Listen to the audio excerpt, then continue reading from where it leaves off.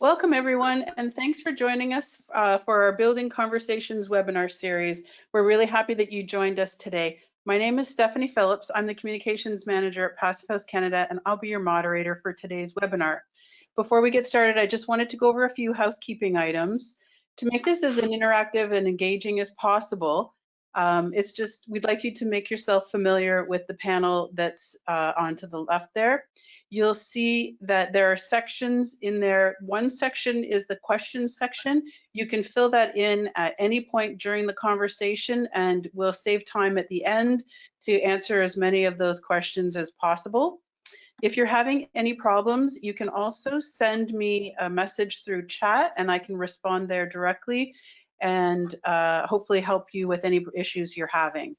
You'll also see that in the handouts section, we have some great handouts for you that Chris can talk to you about later on in the conversation, and we can move from there. So thank you everyone for participating, and now I'm going to pass you over to Chris, our CEO, and he'll start the webinar. Enjoy, and thanks everyone for joining us today.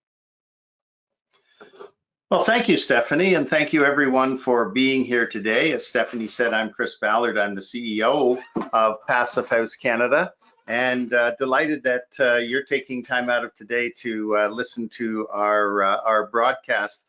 I just want to as well welcome Royal Architectural Institute of Canada members who are joining us today through the Institute's Knowledge Hub.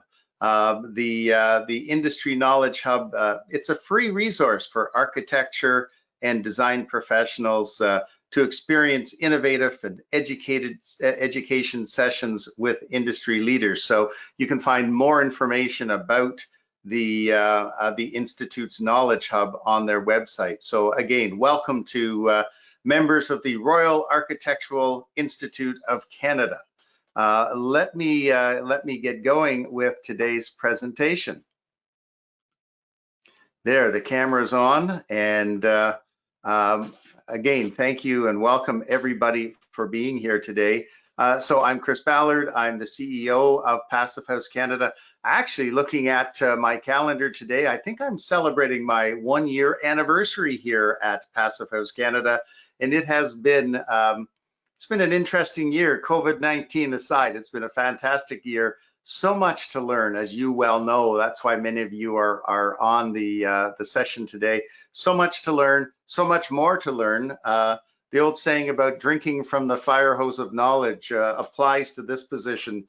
And I, by no means, am an expert in Passivhaus, which is why we have people like Mark Ashby with us today as our guest. So for those who don't know me or are just joining today, I've got a varied background. I was Ontario's Minister of Environment and Climate Change, Ontario's Minister of Housing. I've been a business owner for about 30 years. I was Executive Director of a Consumer Affairs Association, and my first career was as a journalist. So I've been around and I've seen a fair amount. But there's one thing I know for sure, and that is that Canadians want buildings that are healthy, comfortable, climate resilient, affordable, and with a small carbon footprint. And no matter where I travel in our country, this is the message I get from folks. So it's one of the reasons that I'm so happy to be working with Passivhaus Canada and all of the professionals that we have on board. So who is Passivhaus Canada? Frankly, we're a membership-based social enterprise. We're all about advocacy. We're educational and professional development. We provide all sorts of those services. We provide technical services to our members and to industry. And we have members and staff and instructors located all across this great country of Canada. So we're in tune with what's happening in virtually all parts of Canada. So our mission is threefold. It's to make zero emission buildings known and adopted by government, industry, and the public. It's to support government and industry in that transition to high performance buildings. And we do it through education, certification, policy development. And we also are here to promote the Passivhaus Institute Building Standard, which is globally recognized as the highest level building standard there is. So that's our mission. And our mission really ultimately is to change this.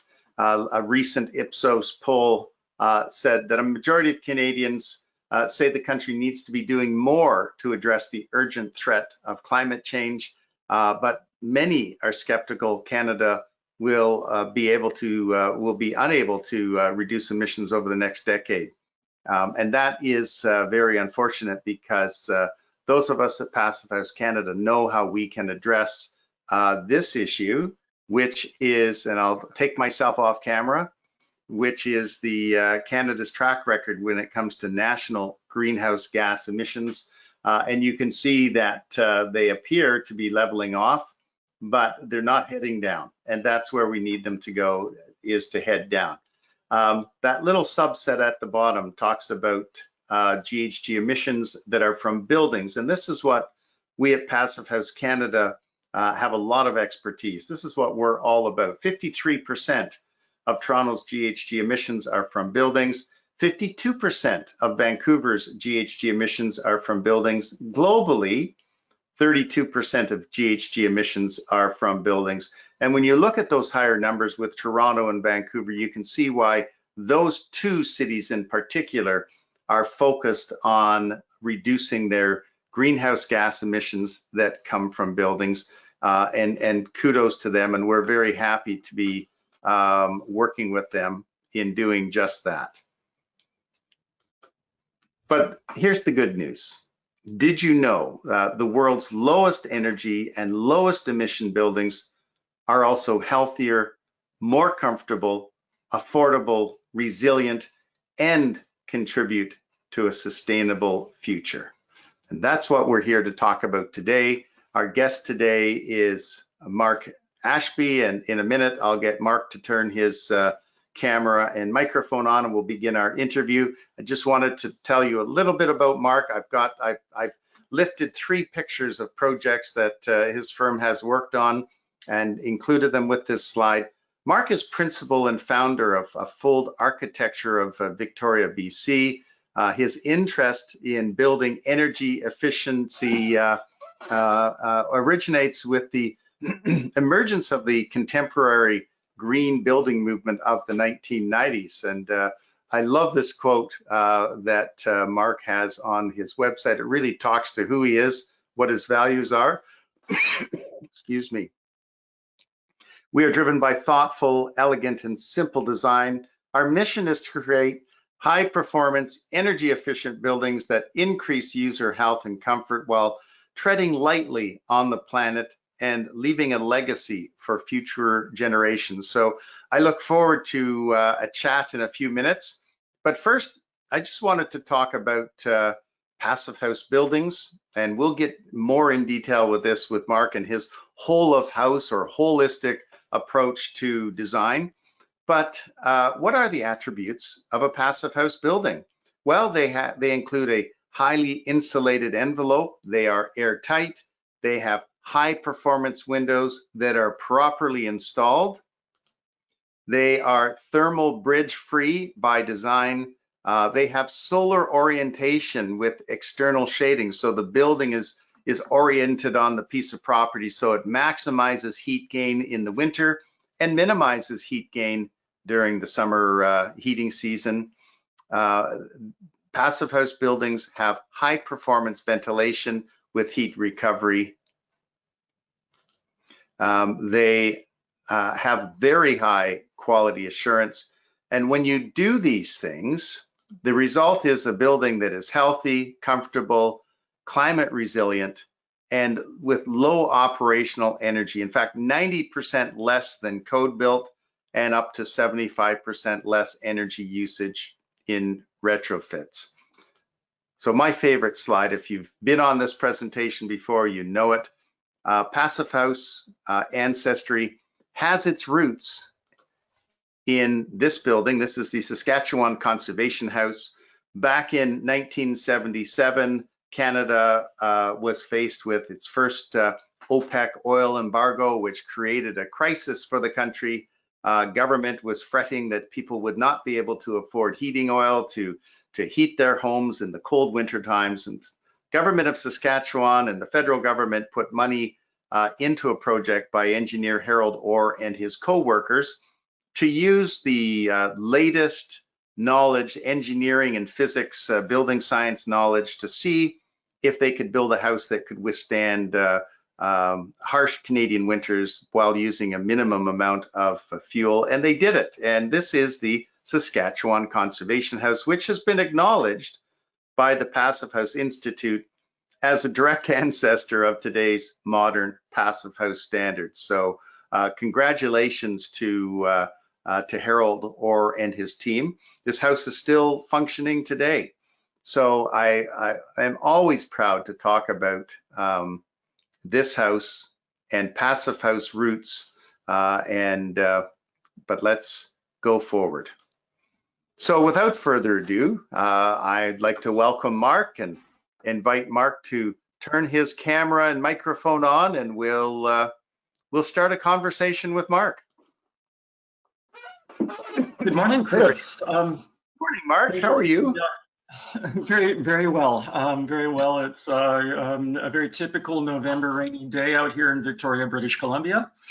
I'll say a warm hello to good afternoon to the folks in Eastern Canada, and good morning to the rest of us out here on the left side of the country. Well, listen, Mark, thank you for taking the time to talk with us today. And we've been doing these talks now for 9 or 10 months. We've had a wide variety of people on the show of all different expertise and backgrounds. And I certainly look forward to hearing from you in terms of that holistic approach to design. But before we get going with some of the questions, I'd like to know a little bit about you and a little bit what drew you to the field you're in today. We heard about your passion for green building, but what drew you to architecture, and how did you get to where you are today? Oh my goodness, that could be a long-winded answer. I'll try to keep it as short as possible. I started out actually in Toronto, and started my education in architecture directly out of high school. So I was an early adopter, I suppose, in my own life, probably a long time before I really knew what I was getting myself into. My trajectory through my education and my practice gradually took me from the central time zone and migrated west, first to the Midwest of the United States, and then out to the Pacific coast of Canada. And that was a really sort of decisive moment for me, because one of the things that brought me to Vancouver originally was the environmental focus that was present at UBC, where I did my grad school. I had the privilege to study under Dr. Ray Cole, who was one of the sort of founders of the LEED green building, or LEED rating system for buildings, which was emerging at the time I was in school. And around the same time, and this was in the early 2000s, I discovered an article on the Passivhaus standard and was really intrigued, especially looking at it in the context of the LEED rating system, which is more of a sort of a shotgun approach to sustainability, tackling a very, very broad number of sort of dimensions of sustainability, but doing it in a comparatively shallow way. As opposed to Passivhaus, which was laser focused on the energy demand of buildings and based on scientific principles, as opposed to building methods and building standards that existed already. That was forgotten about until it reemerged in 2010 in the Vancouver region. I took advantage of some of the early courses that were offered locally in Canada to get myself an education in 2012, and subsequently became a certified Passivhaus designer. And I like to introduce myself that way because 2012 to 2020 is a fairly short span of time. And the difference between someone in Canada who is now developing, disseminating experience on Passivhaus design through as an educator myself, and people who are receiving expertise in passive house is a fairly shallow distinction in our country. We're all learning from each other, and we're learning extremely quickly. So for me, this is the culmination of a long sort of trajectory into the environmental and energy focus in architecture. And has really sort of given me purpose as an architect that really didn't exist when I started my education back in the 90s. Right, right. And I know I have friends who were studying architecture in high school, and they were talking in those days in the late 70s about passive house, lower P, lower H. So it's certainly not a concept, an idea that's really radically new. And of course, we have Harold Orr, engineer Harold Orr, and building scientists in Saskatchewan who were putting those things into practice back in those days. So while passive house standards may seem new to Canada, they really have been around a long time. We just haven't been adopting them or looking at them seriously, except for the past few years, I suppose. So you've answered the question. You touched on the question a little bit about passive house and why passive house. Can you expand on that? You know, why the passive house standard is one that really attracted you over some of the other standards that are there, some of the other work you were doing. What stands out for you as the major attributes of the passive house building standard?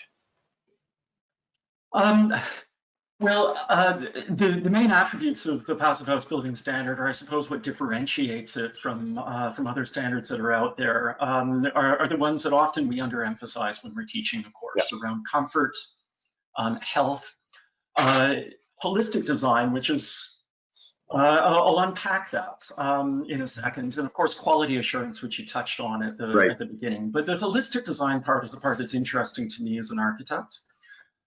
Because it empowers the architect to make decisions that are actually informed and make a difference. I'm going to sound like I'm kind of beating up on the LEED standard, and that's not my intention at all. The LEED standard was a very, very important step in bringing awareness and sort of mainstream acceptance of sustainability. Absolutely. But I think all of us, or many of us who have worked within that framework, have sort of experienced the LEED fatigue of going down the point list in a LEED certification process and checking off the ones that we can get. It's an incredibly disempowering experience as a designer because it turns into more of a shopping list trip than really engaging your imagination and really engaging your expertise as a designer to solve the problems of energy design and really cook those into the architecture that you're building. The fact that Passive House is a standard built around the principles of physics and the principles of energy movement, which are universal around the world, gives it such a broad applicability across the planet. You can apply the Passive House standards to any building under any sort of building code or building standard regime. It can be compatible with all of those different things, which is why it's been so sort of smooth to adopt Passive House here into North America, whereas other certification standards often they're kind of built around existing building codes or built around certain standards for buildings, which makes them very difficult to export. Right. Yeah. No, I like the comments, and I've certainly heard this from building designers, from architects, that it is an empowering standard, you know, and everything from being agnostic in terms of building materials to end design. And I will echo what you said initially about LEED. LEED did such a fantastic job of educating all of us, you know, about the importance of our buildings. And I know as a town councillor that anytime staff came with a design for a fire hall or community center or whatever, my first question is, how do we move it from LEED gold to LEED platinum, you know? And I don't know, I mean, I would have probably not had the framework to talk about building efficiency, energy efficiency, I'd not heard of LEED before. So certainly kudos to LEED for leading that marketing and communication effort and making people like me aware of the need to improve our building standards. So as an architect, talk to us for a minute about your holistic approach. How does that work? And before I turn the mic back to you, I will say, one thing that frustrates me, even though I focused on it in the opening slides, is all the talk today from government, all levels of government, is only seems to be around energy efficiency. And from a passive house organization, it misses the boat on, I think, on so much more about what we need to be thinking about when it comes to buildings. You can have, I mean, you well know, and I've certainly worked in buildings that were designed to be energy efficient, but weren't comfortable or nice buildings to be in. Everybody had an electric heater under their desk to keep their feet warm in the wintertime, those sorts of things. So, so talk to me about this holistic approach. Energy efficiency is really important, but our message to government is always energy efficiency, but you have to consider all this other stuff. So talk to us a minute about this holistic approach. Okay. One of the sort of principal aspects of Passive House that I feel makes it stand apart is that back in 1991, the Passive House Institute did a huge amount of research into really understanding how buildings work in terms of physical the properties of the materials and the properties of energy that's escaping from them constantly. And they developed a system that's actually an extremely simple system for understanding how the different pieces of a building fit together. And when you look at a passive house building, and you summed it up really nicely in your slide, the principles of a passive house building are very, very simple. Thick insulation, thermal bridge-free construction, airtight construction, and really strategic use of high-quality windows. And of course, a mechanical ventilation system to enable us to maintain health, which we'll get to in a minute, because we have a very airtight envelope.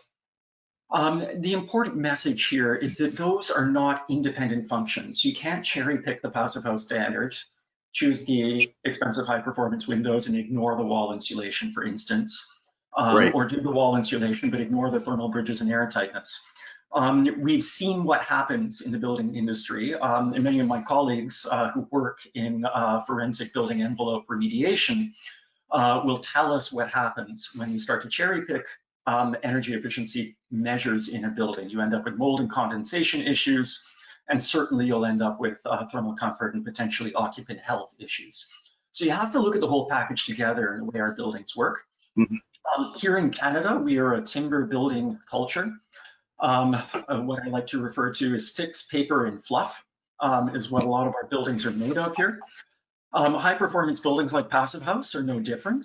We're definitely still building those out of the same materials. But the consequences of doing that incorrectly are pretty significant. Sticks, paper, and fluff are all materials that will tend to react really badly to moisture. So we as designers really need to know our stuff in terms of building envelope physics. And make sure that we're thinking about the building as a system, not as a shopping list of individual parts. So the Passive House standard gives us some really robust tools in order to do that. And that will sort of tie into a conversation coming up, I think, about quality assurance in the Passive House standard. Because being able as a designer to use relatively efficient building modeling tools like PHPP enables us to make informed decisions with confidence through design. One final thing I'll say on this is that for Passive House design, it is a practice in optimization. It is not a practice in innovation. When we look at Passive House buildings, we tend to see the same strategies used over and over again, and there's a certain sense to that. You figure out what works, and you repeat what works. And what works are optimized windows, uniform thermal insulation, air tightness, and the methods that we described earlier. And so it's the process of designing a passive house building isn't about creating a new innovative approach every time you sit down to design a building. It's starting with principles and then refining that design backed up with evidence using a good modeling platform in order to make your building incrementally more energy efficient through that design process. Yeah. Okay. Good. And I started with that concept, and I know it was number 3 on the list of things we wanted to talk about today, but I started with that. You make a really good point when you talk about taking that, treating that building as a whole. One thing that bothers us at Passivhaus Canada is as we're working with municipal governments across the country that are receiving or soon will be receiving funding to reduce energy consumption in residential and commercial buildings in their jurisdictions. The approach seems to be wrap the building in plastic and throw a little insulation in the roof, and that will cut the energy use down. Well, it will. But as you touched on, if you only affect change one of the aspects of that building and you don't adjust them all, you're asking for real trouble. So our advice to municipalities and any municipal government decision makers on the webinar right now, I would urge you to make sure that as you move ahead with energy efficiency projects for residences in your communities, that you make sure you take this whole of house approach to reducing energy usage and not just wrapping the house in plastic as a vapor barrier and air tightness, etc. So there's my, sorry, Mark, there's my commercial, my commercial interruption, but it's something that has a number of us very worried because with all good intentions, we could see some renovation work or retrofit work going on that doesn't address mold and moisture or even depressurization in these houses and with the potential for carbon monoxide buildup within homes. And it keeps coming back to this. You've got to look at the house as the whole of the house, not just individual components. So again, I'm not the expert, so I'm relying on experts to tell me these things, which I then pass along to our municipalities. But I do know enough about building that you can't do what I think is planned in a number of areas. But to get back to our conversation and off the high horse that I've been riding the last little while, you talk about imperial metrics. Why these imperial metrics of passive house design are in many ways the least important aspects of the PH standard. Can you elaborate for us? Yes, certainly. So in our courses, the 128 course, and I believe there is an offering coming up very soon. Stay online because I think Chris has some incentives to offer at the end of the course, but don't want to, sorry, I just stole your thunder there, Chris. I apologize. That's quite all right. The Passivhaus standard is indeed built on empirical metrics of what would be considered a passive house. And again, this is something that makes the Passivhaus standard different from some other building assessment tools, such as the ones offered by Ashby or LEED, for instance, which tend to measure the building relative to a code-compliant baseline, and then assess by a percentage how much less energy the more energy efficient building actually uses, or the design building uses. And that's problematic on a number of different levels, including the fact that it is disempowering for us as designers. It doesn't allow us to consider the intelligence of our design decisions and how that will intrinsically reduce energy demand. That's not what I want to talk about. The Passivhaus standard is built on fixed metrics of energy intensity, And this is a way of measuring building energy that we're becoming increasingly familiar with the BC Energy Step Codes emerging in British Columbia, and comparable standards emerging in Ontario. I believe Toronto has a green building standard that is following along the same principles of measuring thermal energy demands and total energy intensity of the building. Measured in terms of kilowatt hours per square meter, per square foot of treated floor area or net floor area in the building.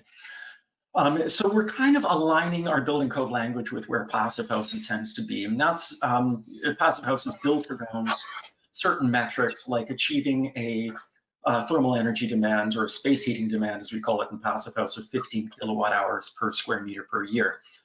In order to create a certified Passive House building. This gives us a way for us to, it basically gives us a target or a benchmark to hit as we're designing and constructing and assessing the buildings that we're building. So it's a good way for us to assess and certify buildings. But in terms of our actual experience of buildings, of course, we're experiencing the energy bills that we pay on a monthly basis. But we're also experiencing, in a very important and direct and visceral way, the comfort that we experience living in a building, how the building that we live in impacts our health. And you know, these are things that are a little bit more difficult to quantify, although we try. But they're actually in many ways more important at the end of the day than whether your building is consuming 15 kilowatt hours per square meter to heat or 17 kilowatt hours per square meter to heat. Either way, you have an extraordinarily efficient building when you consider that the status quo for residential buildings in Canada is over 130 kilowatt hours per square meter to heat throughout the heating season. So I'll just look at comfort for a second, if I could sort of delve into that with a bit more detail, if that's all right, Chris. Jump in. So of course, Passive House is built on universal physical laws of energy, energy being supplied into our buildings through sort of ambient means, our bodies continuously metabolizing energy or calories into heat, and lights and appliances and computers and refrigerators and things contributing heat to our spaces. We have heat coming in through our windows when the sun is shining, and even on cloudy days, there's a certain amount of heat gain through our windows if we design them right and we use the right windows. Sure. But we're also supplying a bit of heat energy to our building, and that is constantly during the heating season leaving through our building envelope. Even in a well-insulated building envelope, we're still losing energy all the time. How we experience comfort in our building, you know, obviously there are aspects of that that are highly subjective and that we as designers have absolutely no control over. Body metabolism, comfort, clothing that an individual wears, degree of movement or activity in a building. Those are things that are highly personal and subjective.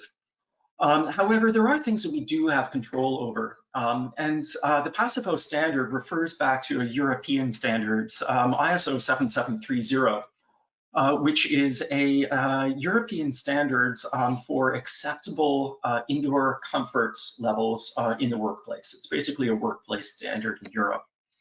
And what we learned from ISO 7730 is that our comfort is not just a function of the air temperature around us. There are several different factors that are really important in ensuring that we stay comfortable. And those include the air temperature, of course, but also the temperature of the surfaces that we're exposed to, like exterior windows and walls, any air movement or drafts, and temperature stratification or temperature changes throughout a space, as well as humidity has an impact on our thermal comfort. In ISO 7730, it provides us with some boundary conditions, and that is what is used as a benchmark for designing a Passive House building. And many of us online here today may have actually experienced living in a relatively low performing condominium, such as the ones that are ubiquitous throughout Vancouver. And many have actually experienced the fact that you can never get properly comfortable in that space, regardless of the air temperature that you keep your suite at. The reason for that is that the windows are extremely large and they don't perform very well. So you're exposed to cold surfaces all the time. In a passive house building, by looking at the building holistically, we're ensuring that we're using high quality windows that keep the surface temperatures warm. We're airtight, so we're not exposed to cold drafts in our space. And the mechanical ventilation system is conditioned, so we know that it works. It's also very quiet, so it can run all the time. It won't be a nuisance within our space. And that enables us to maintain very stable and predictable thermal conditions and humidity inside our spaces. And that has a huge impact on our comfort. Difficult to measure, but something that people who experience and live in passive house buildings remark on all the time is a very, very important feature, and something that will tend to be missed if we're simply measuring the kilowatt hours and perhaps buying a heat pump or perhaps using a more efficient boiler in order to somehow reduce our heat energy in our house. We will not get any of those tertiary benefits of comfort.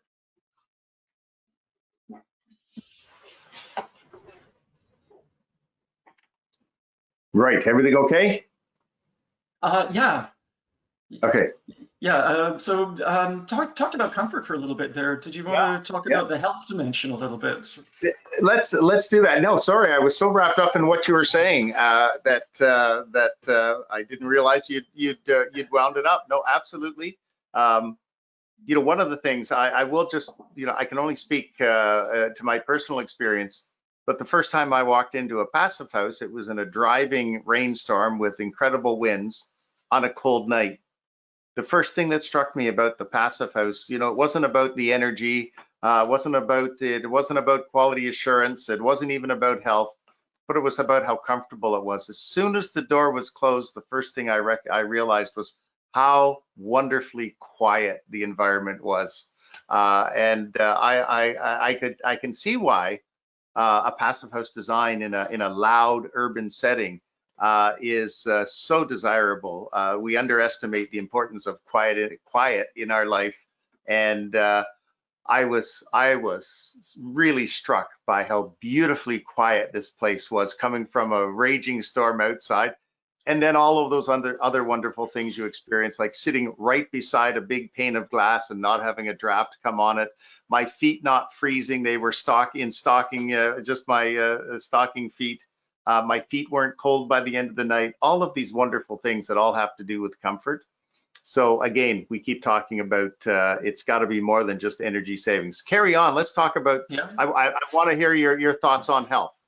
Okay. Well, actually, just one more note to add on comfort before we move on to that. Sure. Great. I mentioned at the beginning that comfort is very subjective, and as any respectable mechanical engineer will tell you, when half the people in the building are complaining it's too hot and half are complaining it's too cold, they know they've done their job perfectly. And that's a little bit tongue-in-cheek, but the Passivhaus Institute recognizes this, that people don't want to be told whether they're too hot or too cold or comfortable. They need some autonomy over that. And so within the Passive House standard, there are actually some very, very practical and very human dimensions built right into it. Occupied rooms must have operable windows, and users must be able to override automated systems in the buildings. These are a couple of rules of building a passive house that we often sort of underemphasize or don't discuss or advertise loudly. But what's important to point out here is that with a passive house building, we're constructing the building intrinsically to be energy efficient and then using comparatively simple heating systems in order to keep them comfortable. A little bit of heat energy provided there. Simple heating systems are actually really, really resilient to user overrides. If someone wants to open a window because they want to feel a breeze, they just came back from a run or a workout and they want to cool the space down a little bit, they can do that, and it's not going to completely upset the balance or the energy performance of the building itself. And as you mentioned, users will take measures into their own hands, putting space heaters under their desks if they don't feel comfortable. And that, you know, if you're relying on a very sophisticated and complex mechanical system in order to make your energy targets or hit your energy targets, more than likely that building is going to go out of tune very, very quickly.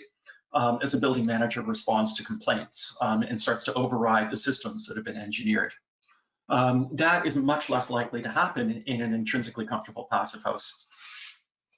So I'll use that as a segue into the health dimension, because of course psychology is a dimension of health as well, and being able to actually feel some autonomy and control over your environments is really, really important for a passive house building. And comfort and health are very closely interlinked. And in a passive house building, of course, we use a continuous mechanical ventilation system as the kind of quote unquote lungs of the passive house. To ensure that in our airtight building, we actually have a continuous, uninterrupted supply of fresh outdoor air coming in to keep people healthy. Doing that with a very efficient heat recovery system to ensure that we are losing a minimal amount of energy while providing optimal indoor air quality.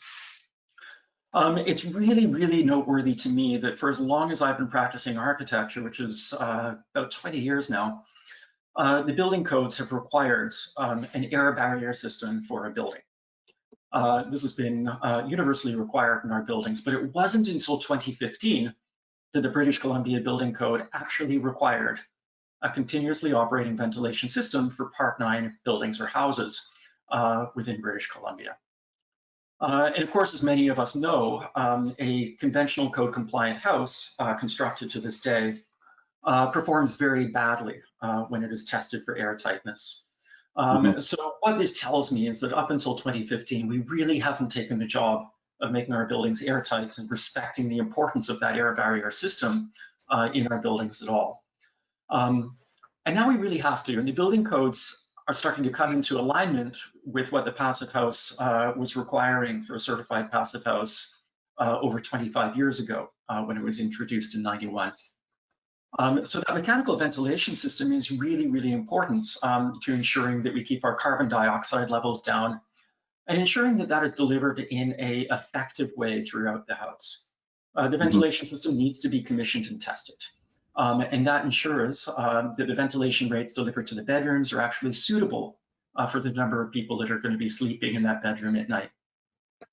Those of you living with continuous ventilation in your bedrooms, you'll probably agree with me that you sleep better than you did before you had that in your house. And of course, we as a society are really suddenly sensitized to health in indoor environments. And we can sort of thank the emergence of COVID-19 and the horrible year we've experienced in 2020 for that awareness.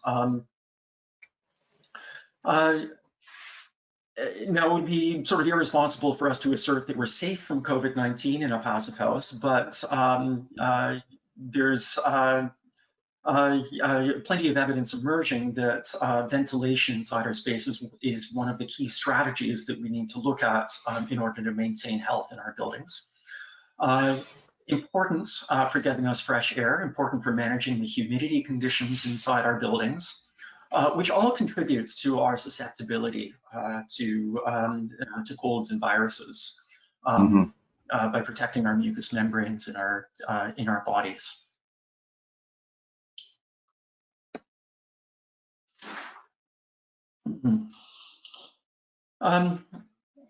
So just following my train of thought here.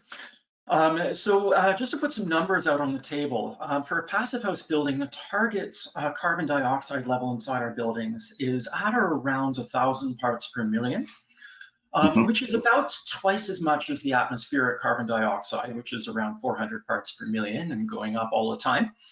But about 1/5 of what's permitted under North American occupational health and safety standards, which is 5,000 parts per million. For the workplace over an 8-hour workday. And in our courses that we teach, we refer to a study that was undertaken in New York that links the performance of people in the workplace independently, both with carbon dioxide levels and with thermal comfort in the workplace. And two independent studies independently linking those two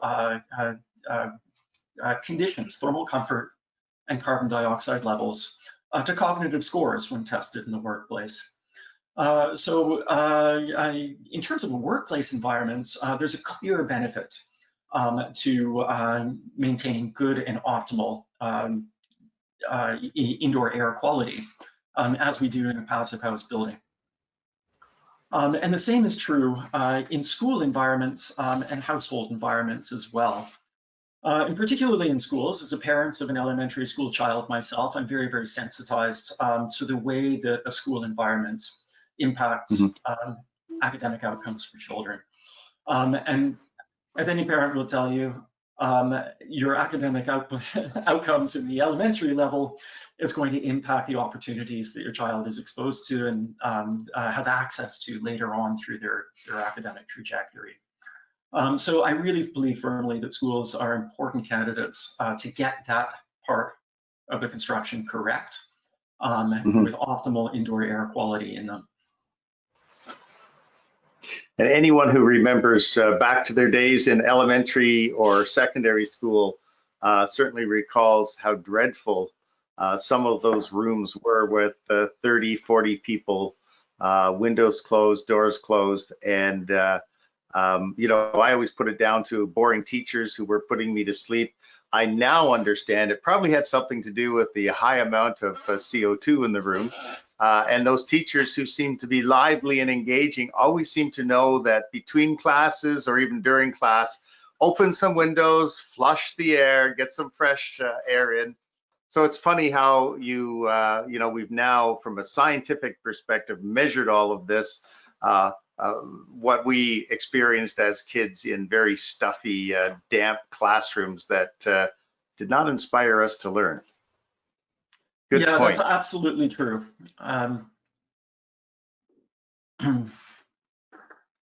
Good. So what else do we need to what else do we need to focus on when it comes to health? You know, again, you've made some really good points around comfort, really good points around health. And I like this fact. I like where you're going with all of this, in that it's not just a laser-like focus on energy as the only metric that's out there. And it's one of the things that obviously has drawn me to Passive House over the years. But what else do we need to think about health, or have we covered that?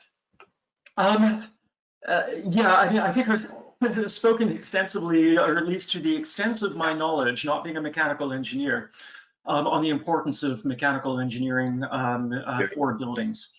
I'll touch on sort of one last aspect of that, which is for, of course, for larger institutional buildings or multifamily buildings.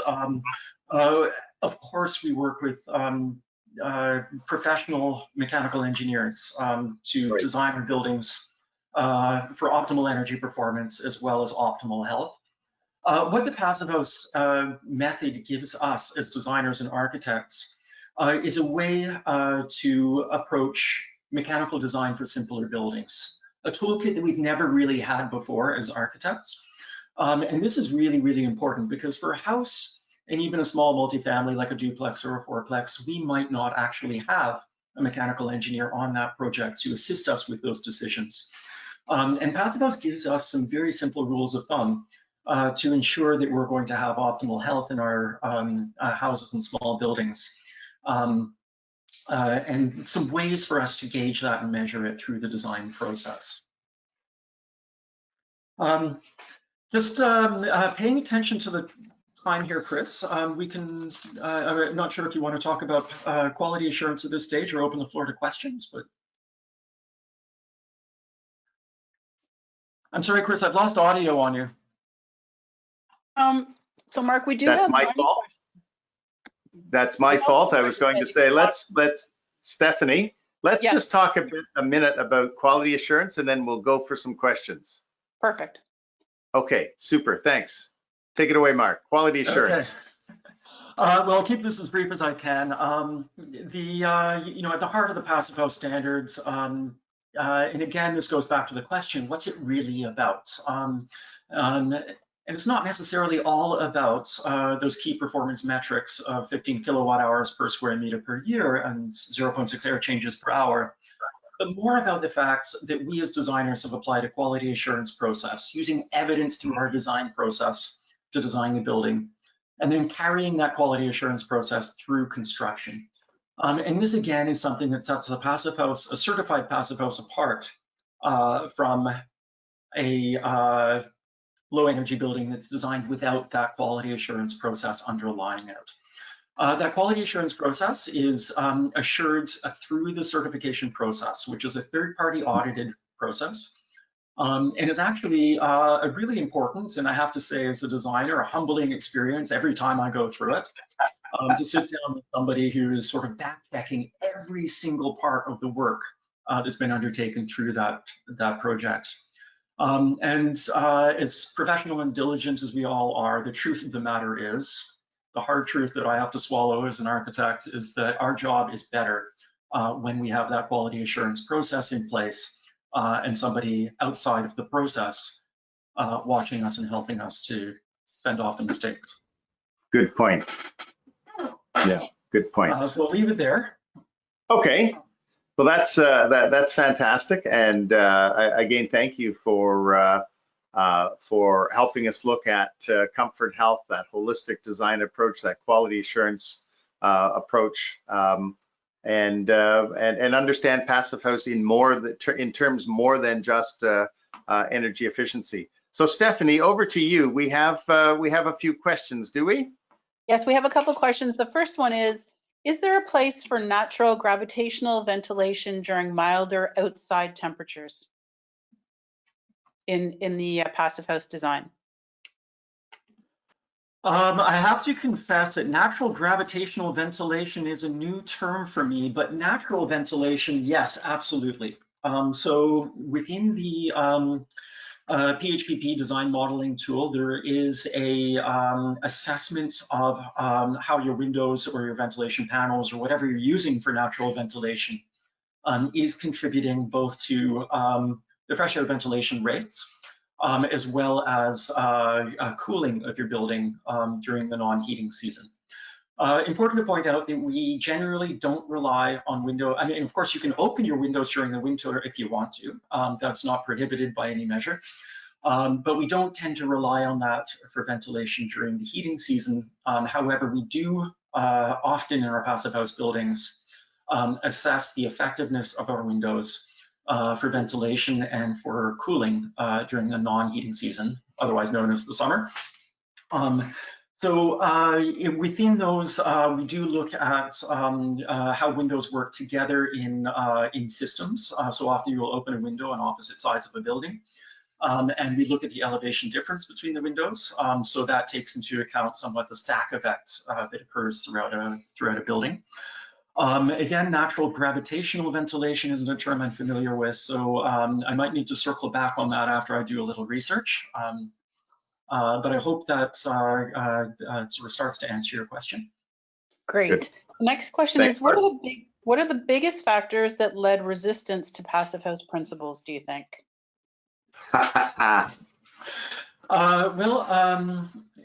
Interesting question, and I can only speak to the Canadian context on that. The building industry, as you know, has a lot of inertia to it. In fact, I generally consider the building industry to be a 19th century industry trying to practice in the 21st century. We're still printing out plans on paper and sending them out for contractors to build with hammers in the field, which is a very, very old school way to build buildings. Overcoming that inertia has probably been the biggest factor. And this is a really, really important talking point, I think, because we're seeing such a rapid transformation in the building industry that it's no longer fair to say that passive house is the sort of front edge of the wave anymore. In fact, the direction that our national building codes and our provincial building codes are moving and the speed with which they're moving towards net zero energy ready codes, the adoption of hard energy demand metrics, such as space heating demand or thermal energy demand in our building codes, that indicates that this transformation has already happened. The war to moving to passive house is already won. The losers just haven't accepted it yet, which means that if you are serious about your practice as a designer or as a contractor in the building industry in Canada, you better be onboarding passive design expertise fast, or you're going to find yourself left behind in this industry.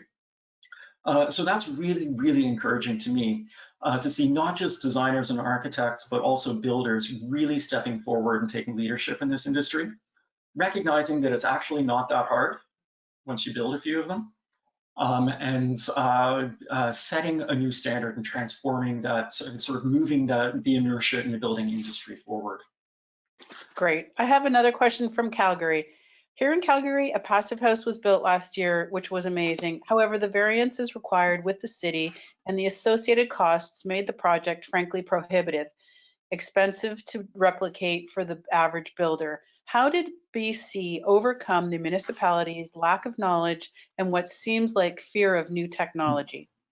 Good question. Yeah, really, really interesting question. And there's a lot of ways to look at that because British Columbia, like Alberta, is a big province and it's not uniform across the province. So I think there's been a combination of leadership from the industry as well as leadership from various levels of governments in British Columbia. BC within Canada has been pretty progressive in terms of environmental policy at the governmental level. So that has been very useful. The adoption, a broad adoption of the LEED building standard within provincially funded projects, that's been standard for a very, very long time and kind of broke the ice and enabled Passive House to get its O held. And following that up, larger municipalities like Vancouver, which has the privilege of a lot of development pressure in it and fairly high value within the building industry, the city itself has very progressive policies related to reducing greenhouse gas emissions in the building sector. So building policy itself has actually driven that forward. The encouraging thing is that it has led to a tremendous wealth in expertise in the construction and the building industry. Designers working in the Lower Mainland know how to do this, and they're not scared of it anymore, and we're seeing the costs coming down. There's always a bit of a learning curve, although, and you know, I can't speak to the specifics of the project that happened in Calgary because I'm not too familiar with that specific example. However, there's nothing really exotic about a passive house. You can build a passive house building within the constraints of Part 9 of the building code with no alternative solutions required. Variances, that's a question of zoning policy. And there we often do find that there's a bit of a learning curve needed because things like the shape and the expression of a building are often regulated within zoning regulations, setbacks, and complexity in the building envelope are often regulated in the zoning of a building. And those are areas where we really do have to push back harder as designers and often seek a variance from the planning department. Right. And that's going to happen on a municipality by municipality basis, but is not impossible to achieve. Great. Yeah.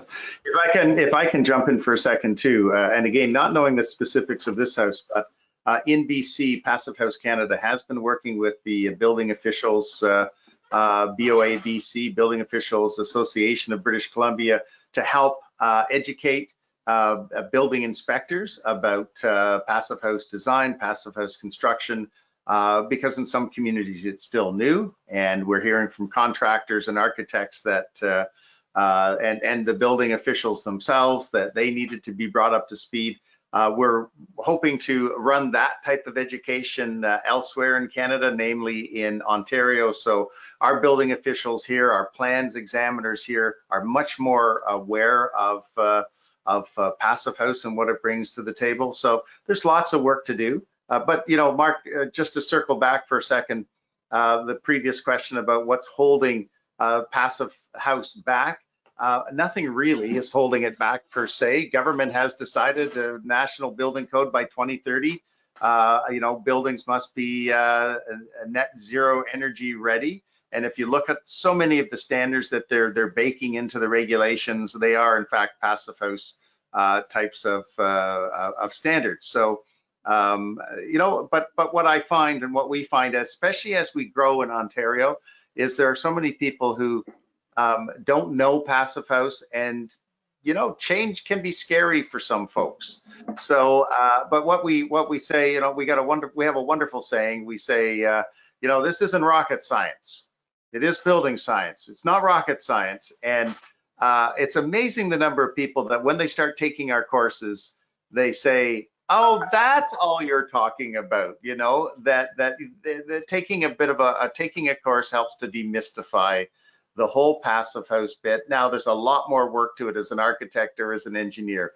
But for most of us, when we understand these basics, those basics that you talked about today, this is not rocket science, and it's eminently doable. We may have to change how we build in terms of the integrated design process, how we stage projects, but when contractors, tradespeople, our architects actually see what Passive House is all about, they realize that it is not anything they need fear. So fear of the unknown, I would suggest, is one of the greatest things that holds rapid adoption of Passive House.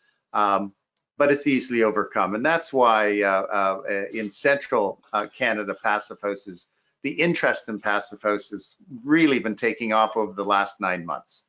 So good. Any other questions, Stephanie? Are we done? Well, we do with have some those? questions, but I don't know if we're running out of time or not. We probably are running out of time. So what we can do is we can capture those questions and get back to individuals. So if we didn't get an opportunity to answer your question today, we will get back to you, as they say. Yeah. So I will, okay, we'll leave the questions there, and I will just thank Mark for your time today. That, you know, you caught me off guard a couple of times. I was paying so much attention to what you were saying, and and your delivery style, and the amount of information and the clarity of what you're talking about. Clearly, you must be a Passivhaus Canada instructor, but there's a plug for our courses.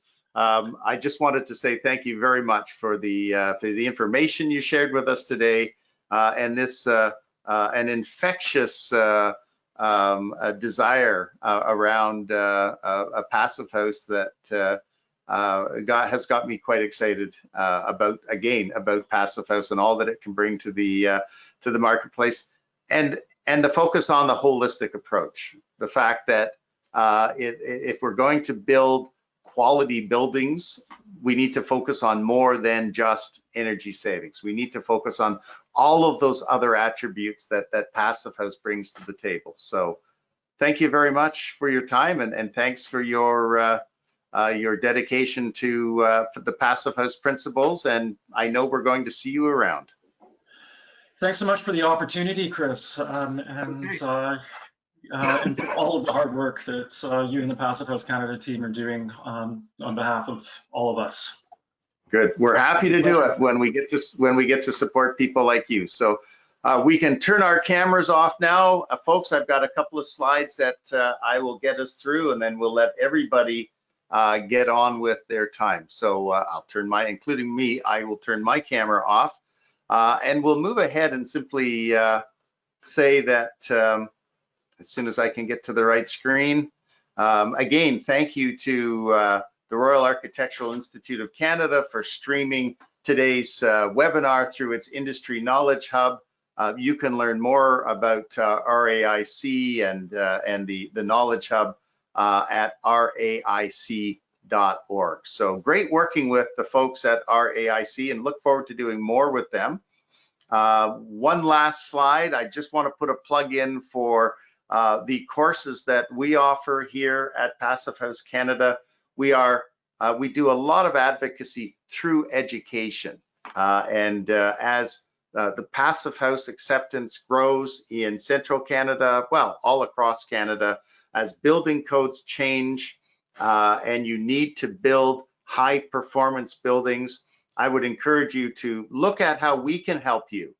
We have a variety of different courses, starting with our pathway to certification and other master class type courses that you can take. These are 4 courses that are starting in November and early December. our 120B understanding and working with the Passivhaus software. We have a master class looking at enclosure control layers and an introduction class on control layers. And then, of course, our pathway to certification is 3 courses plus an exam that gets you your your designation as a certified Passivhaus consultant / designer. So you can learn more about these courses and all the resources we have, many of them free, at passivhauscanada.com. So thank you very much for joining us today. In a month, we have an interesting guest, Aaron Smith, who is the CEO of Energy and Environmental Building Alliance. It's an American organization, but it has many Canadian organizations and builders as part of it.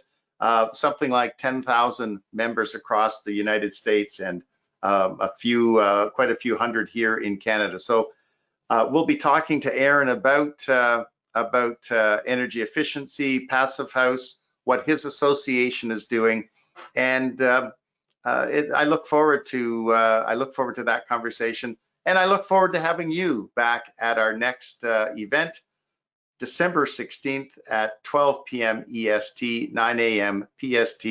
Once again, thank you very much, everyone, for joining us today. Address mold. Be safe.